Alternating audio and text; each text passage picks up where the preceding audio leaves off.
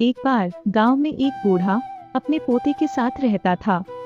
बूढ़ा रोज सुबह जल्दी उठकर भगवत गीता पढ़ने के लिए मेज पर बैठ जाता था। उनका पोता दादाजी का प्रशंसा करता था और अपने दादाजी जैसा बनना चाहता था। इसीलिए पोता दादाजी की तरह सब कुछ करने की कोशिश करता था। एक दिन पोता अपने दादाजी के पास गया और कहा, दादाजी, मैं आपकी तरह रोज मेज पर बैठकर भगवत गीता पढ़ता हूँ, लेकिन मैं इसे ज्यादातर समझ नहीं पाता हूँ, और जो कुछ भी मैं समझ पाता हूँ, किताबें बंद करने के साथ साथ मैं उसे भूल जाता हूँ। अगर मैं जो पढ़ता हूँ उसे भूल जाता हूँ, तो भगवत गीता पढ़ने से मुझे क्या लाभ होता है?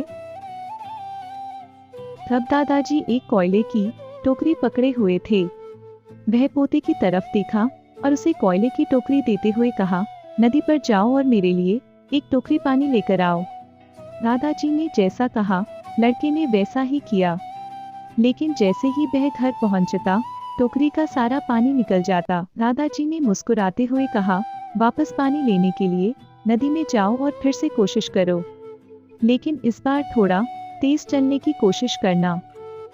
लड़का मान गया और इस बार नदी से पानी लेकर जल्दी घर पहुंचने के लिए तेज भागा। लेकिन इस बार भी घर आने के बाद दादाजी ने देखा तो टोकरी खाली थी। दादाजी ने पोते को फिर से कोशिश करने के लिए कहा, लेकिन हर बार रास्ते में टोकरी से पानी निकल जाती है और टोकरी खाली हो जाती है। लड़का थक गया और अपने दादाजी को कहा, दूर नदी से टोकरी में पानी लाना असंभव है, मैं आपके लिए पानी से भरी बाल्टी ले सकता हूँ। दादाजी ने उत्तर दिया, मुझे पानी की बाल्टी नहीं चाहिए, मैं चाहता हूँ तुम उस कोयले की टोकरी में से ही पानी लेकर आओ और कोशिश करो। लड़का जानता था कि यह असंभव है, लेकिन उसने अपने दादाजी की बात मानी और फिर से कोशिश की। इस बार लड़का जितनी जल्दी हो सके दौड़ा, लेकिन फिर से टोकरी खाली थी। लड़का थक गया और उसने अपने दादाजी को कहा, दादाजी, इस टोकरी से नदी में से पानी लाना हमारे लिए असंभव है। दादाजी ने उत्तर दिया, तुमको लगता है कि यह असंभव है, लेकिन जरा टोकरी को देखो। लड़के ने टोकरी की ओर देखा कि टोकरी बहुत साफ सुथरी दिख रही है। उसने देखा टोकरी से कोयले के सारे दाग हट गए हैं। अब कोयले की टोकरी अंदर और बाहर से साफ हो गया था।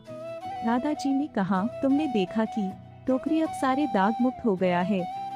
जब आप भगवत गीता पढ़ते हैं तो ऐसा ही होता है, तुम जो पढ़ते हो उसे तुम समझ या याद नहीं रख सकता है, लेकिन यह शब्द तुमको अंदर और बाहर से बिल्कुल बदल देगा।